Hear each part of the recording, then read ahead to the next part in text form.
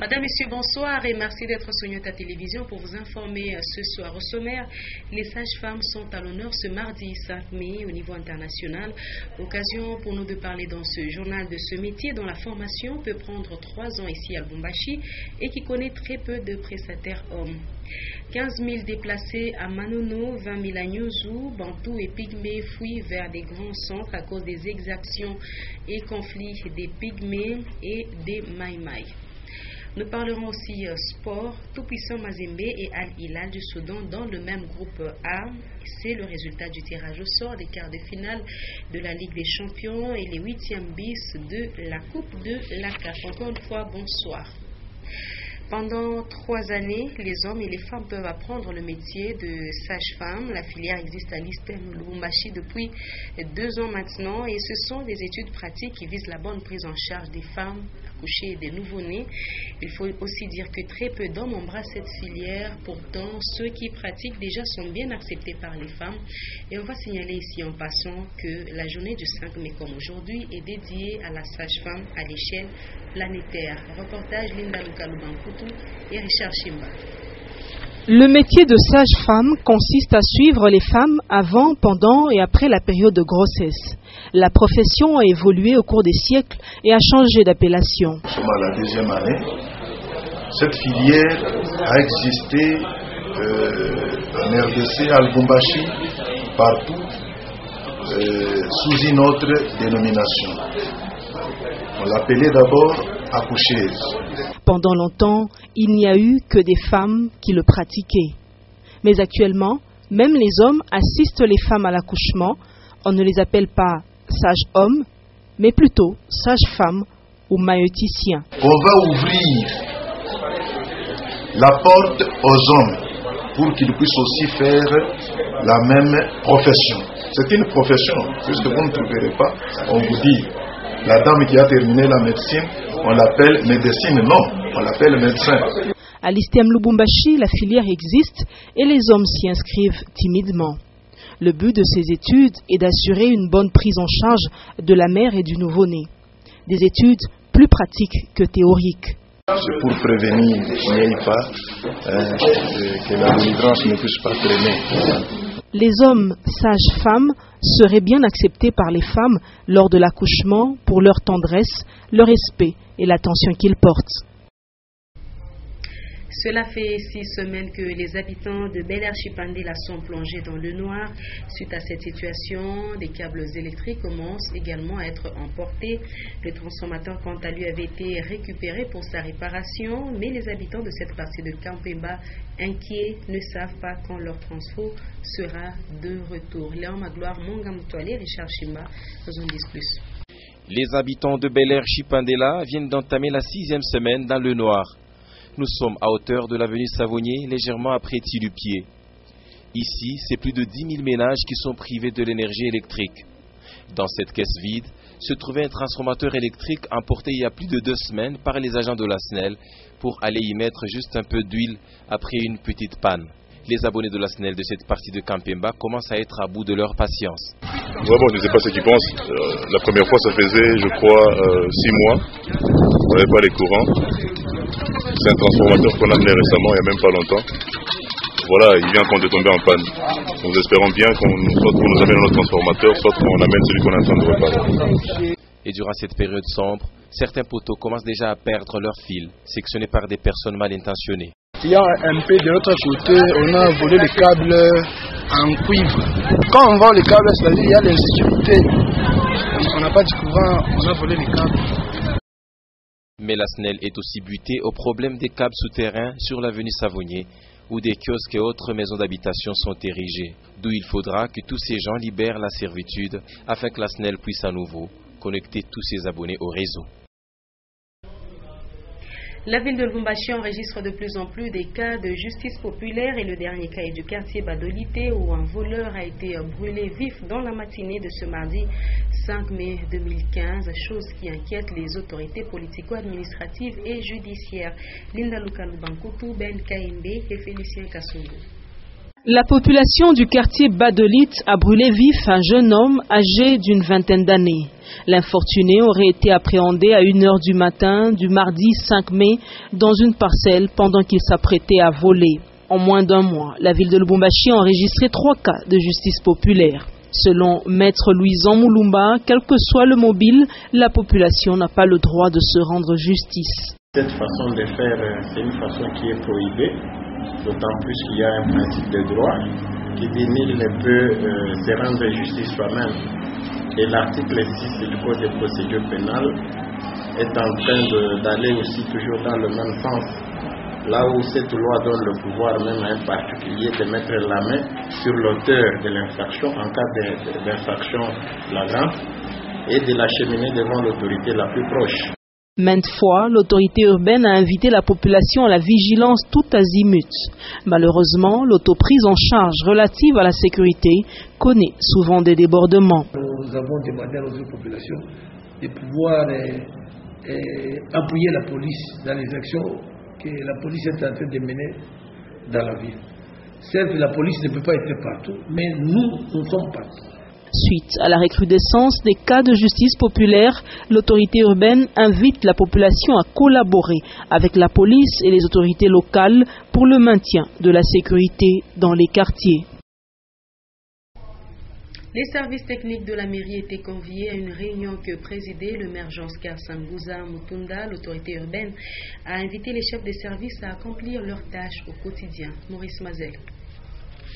L'hôtel de ville de Lubumbashi a servi de cadre à une réunion à l'intention de chefs de services urbains des différents domaines.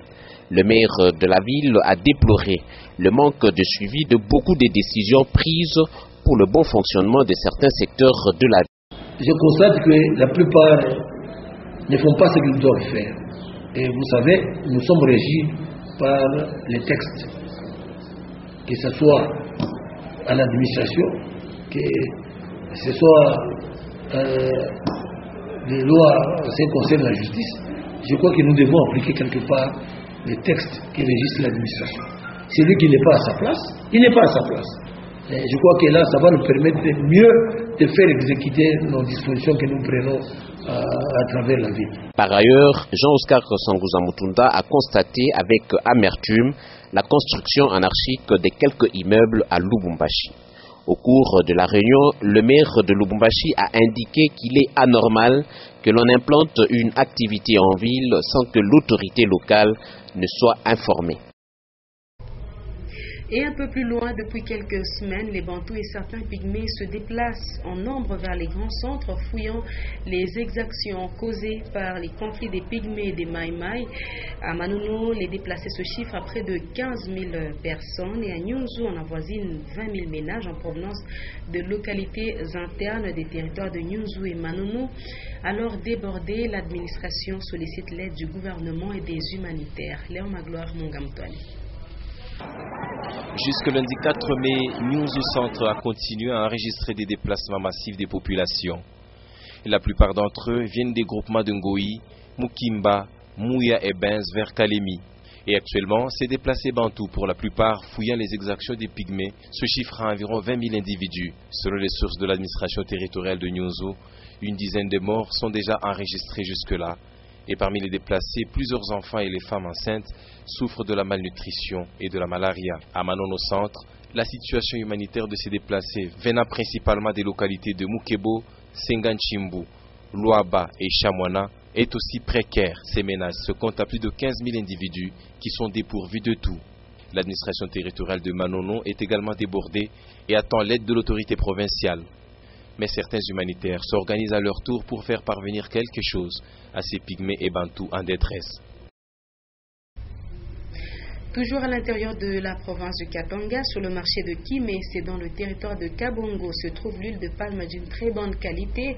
La bouteille se vend à 600 francs congolais, le bidon de 20 litres à 12 000 francs, mais le faible pouvoir d'achat des Kabongolais suite à la conjoncture rend le marché difficile, alors que cette huile est fabriquée à 9 km du marché et dans des conditions aussi difficiles. Edouard Kanko. Cette huile de palme du marché central de Kimé dans le territoire de Kabongo est de bonne qualité et très nutritive. La bouteille se vend à 600 francs congolais et le bidon de 20 litres revient à 12 000 francs. Par rapport au marché et au pouvoir d'achat des Kabongolais, les vendeuses s'en plaignent.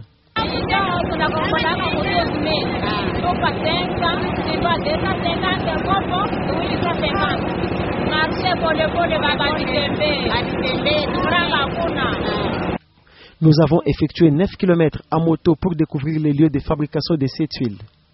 À l'arrivée, l'on trouve deux femmes autour de ce qu'elles appellent Munyenge, une sorte de broyeur traditionnel qu'elles manipulent, et là-dedans des régimes de palme déjà décortiqués et bien préparés. Esther Masengongalula explique le processus.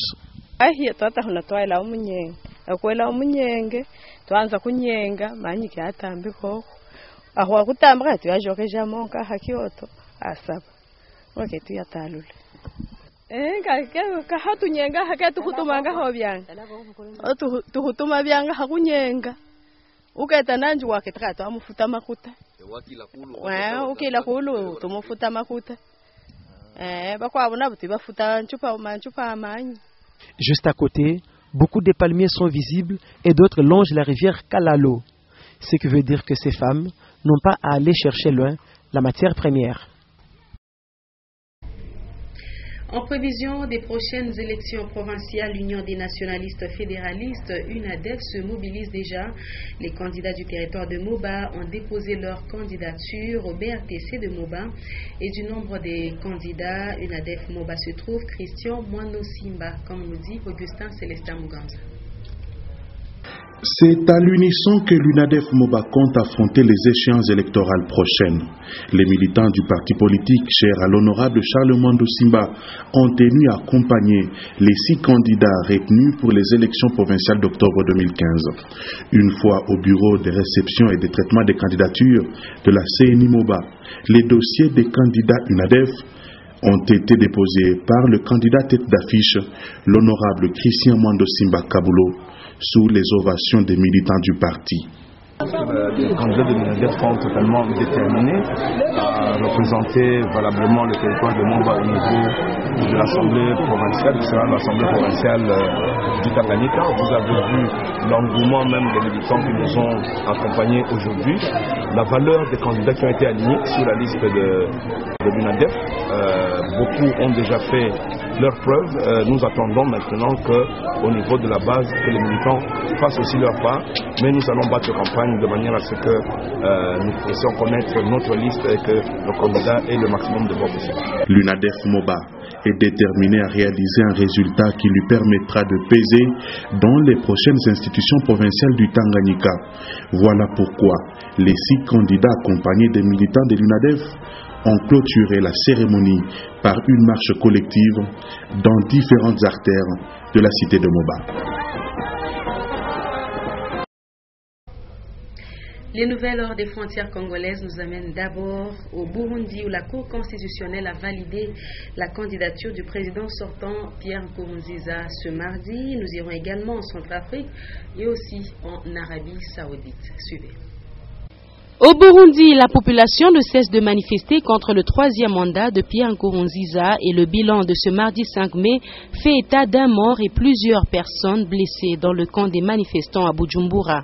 Dans l'entretemps, la Cour constitutionnelle a validé le 3e mandat du président sortant, juste après le vote qui s'est effectué sur 6 juges contre 7.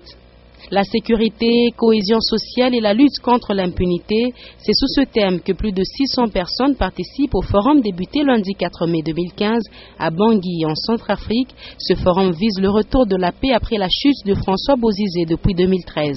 Et puis l'Arabie Saoudite abrite le sommet du Conseil de coopération du Golfe consacré à de nombreuses crises constatées au Moyen-Orient, dans lequel François Hollande est l'invité d'honneur. Le président français a évoqué plusieurs points, les relations bilatérales entre son pays et d'autres contrats en cours de discussion. Et à propos du Yémen, il a rencontré le chef d'État en exil de ce pays pour qu'une probable conférence de paix soit organisée.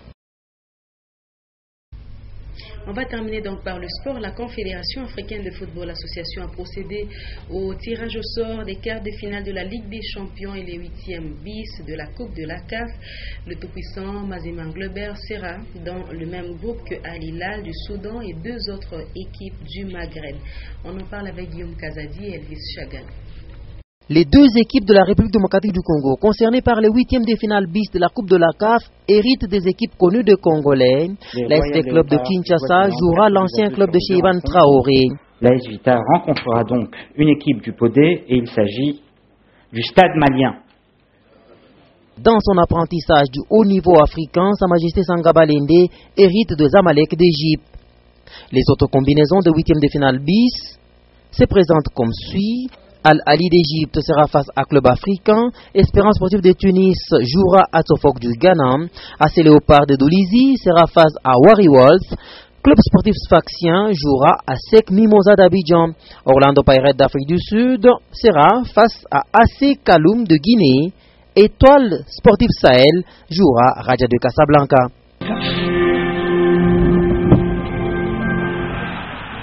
En Ligue des Champions, le tirage au sort a envoyé le TP Mazembe à Anglebert dans le groupe A. Mazembe, pour rappel, qui a sorti le Stade malien au tour précédent. Et il sera donc positionné en position A3. Le club congolais va partager son groupe avec Al Hilal du Soudan, Mongreb Toutouane et la formation de Esmoa.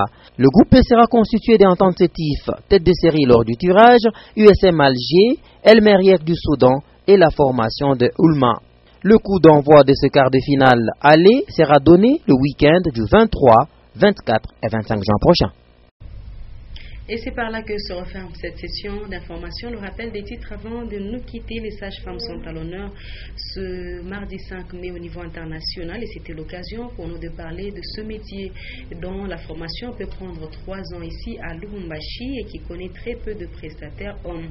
15 000 déplacés à Manono, 20 000 à Nyuzu, Bantou et Pygmées fuient vers les grands centres à cause des exactions et conflits des Pygmées et des Maïmaï. Et en sport, vous venez de le suivre, le tout-puissant Mazembe et Al Hilal du Soudan dans le même groupe A. C'est le résultat du tirage au sort des quarts de finale de la Ligue des champions et le 8e bis de la Coupe de la CAF. C'est la fin complète de ce journal de 19h. Merci de nous avoir choisi pour vous informer. Prochain rendez-vous avec l'actualité sur votre chaîne, c'est tout à l'heure à 21h les news, juste après le journal en anglais et à 23h les derniers échos de ce mardi avec Lumière Moussaou. Avec plaisir, je serai avec vous demain encore à partir de 17h30. Très bonne suite de nos programmes.